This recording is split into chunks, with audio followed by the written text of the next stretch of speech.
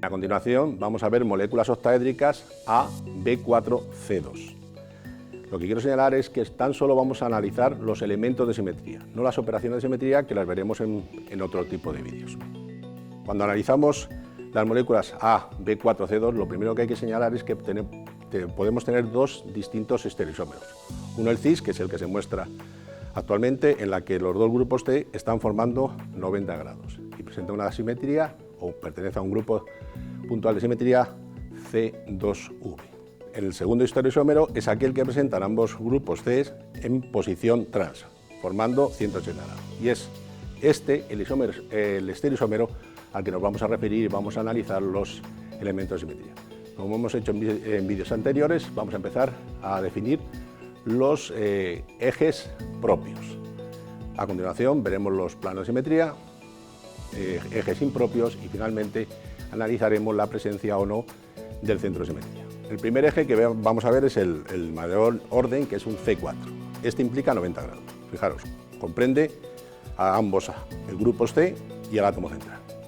De tal manera que si nosotros ejercemos un giro de 90 grados, estos tres átomos que están comprendidos por el eje no se alteran y, sin embargo, el grupo B, que se encuentra a mi izquierda, se desplazaría a la parte anterior, este a mi derecha, el que se encontraba inicialmente a mi derecha a la parte posterior y el que se encontraba en la parte posterior a mi izquierda. De tal manera que se genera una disposición equivalente a la primera.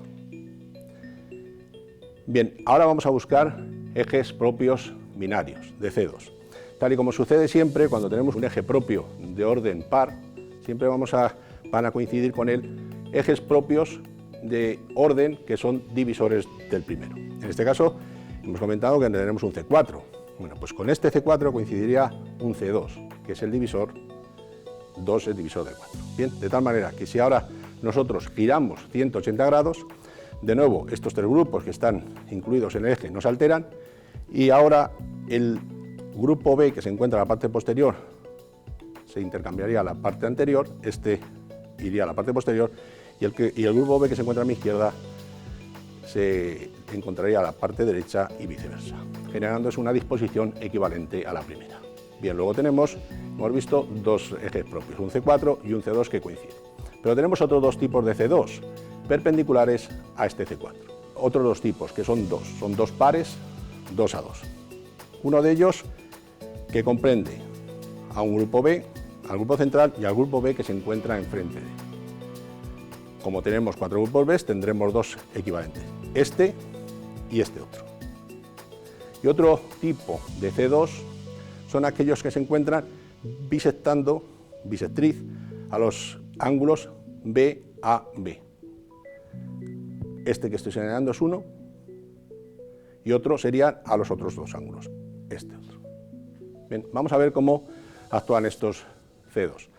Si nosotros nos ceñimos al primero, que le podemos llamar C', C'2 o C2', cuando nosotros ejercemos un giro de 180 grados, estos tres átomos que están comprendidos por el eje no se alteran y, sin embargo, el grupo C, que está en la parte superior, se desplazaría hacia la parte posterior y el que estaba en la parte posterior a la parte superior. A su vez, el grupo B, que está apuntando hacia atrás, se desplazaría hacia la posición delantera y viceversa, generándose una disposición equivalente a la inicial. Bien, el otro eje equivalente, que pasaría por los otros dos grupos B, es exactamente igual y no lo vamos a repetir. Lo que vamos a ver ahora es cómo actúa el otro par de eje C2, que les vamos a llamar C2', aquellos que pasan bisectriz al ángulo BAB, que sería este.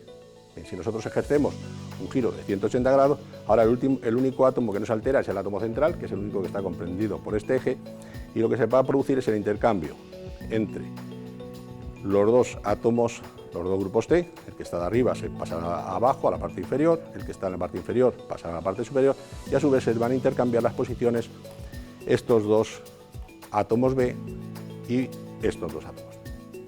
Bien, generándose una configuración equivalente a la inicial. Y otro tanto sucedería si nos fijamos en el otro eje C2'. Recapitulamos. Tenemos un eje C4 propio y 5 ejes propios C2. Bien, uno que coincide con el C4 y otros 4 perpendiculares al C4 e equivalentes 2 a 2. Bien, una vez vistos los ejes propios, vamos a analizar, vamos a visionar los planos de simetría que presenta la molécula.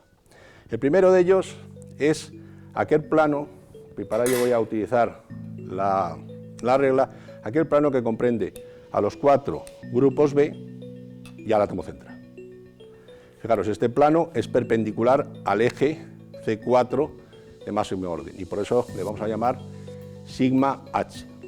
Bien, si nosotros nos fijamos en este plano y se produce la reflexión, los 5 átomos o grupos que están comprendidos en el plano no se alteran y lo único que tenemos es que este grupo C, que ahora se encuentra en la parte posterior, se desplazaría o se reflejaría a la parte inferior y viceversa, generándose una configuración equivalente a la primera. Bien, además de este plano tenemos otros 4 planos más que comprenden al eje propio del orden superior, el C4. Y van a ser equivalentes 2 a 2, al igual que los ejes C2 que hemos mencionado anteriormente.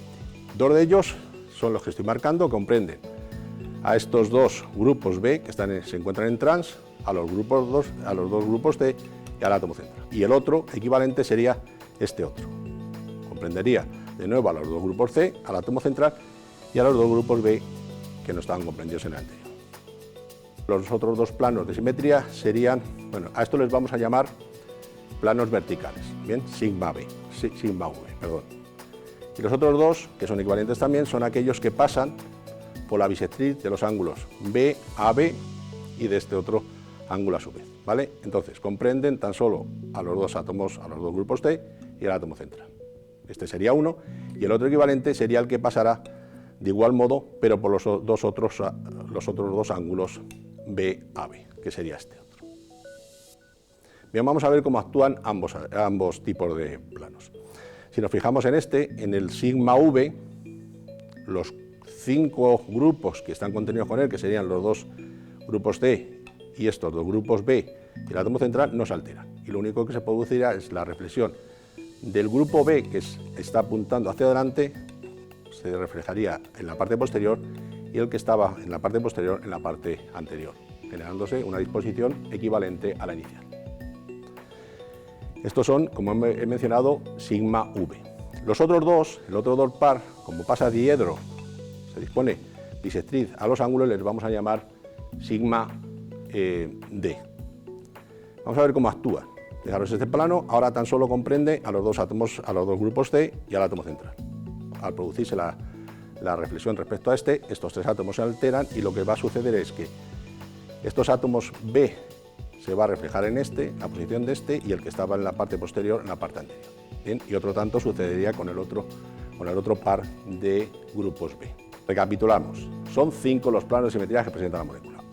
El sigma H, perpendicular al eje propio de máximo orden, 2 sigma V y 2 sigma D. Una vez analizados los planos de simetría, pasaremos a identificar, si los hubiese, los ejes impropios de simetría. Bueno, pues en este caso tan solo disponemos de un eje propio de simetría, que sería un S4, que coincide además con el C4 que vimos inicialmente. Acordaros que perpendicular a este C4 tenemos el plano CH. Luego la combinación de ambas operaciones nos generaría este eje impropio S4. Fijaros, si es un S4 tendría que generar un giro de 90 grados y después una reflexión respecto a un plano perpendicular al mismo. Si nosotros generamos un giro de 90 grados, estos 3 átomos que están comprendidos por el eje S4 no se alteran y lo que sucedería es que el átomo B, que está en la parte posterior, pasaría a mi izquierda, el de mi izquierda a la parte anterior, el que se encontraba en la parte anterior pasaría a mi derecha y el de mi derecha a la parte posterior. Ahora, si nosotros ejercemos o se produce una reflexión respecto a este plano perpendicular, veríamos que los 4 grupos B y el átomo central que están comprendidos en el plano no se desplazarían, no sufrirían ningún movimiento y lo único que se haría es reflejarse el grupo C, que ahora se encuentra en la parte superior, a la parte inferior y el que se encontraba en la parte inferior pasará a la parte superior, generándose una disposición de nuevo equivalente a la inicial. Bueno, finalmente vamos a analizar si presenta un centro de inversión esta molécula.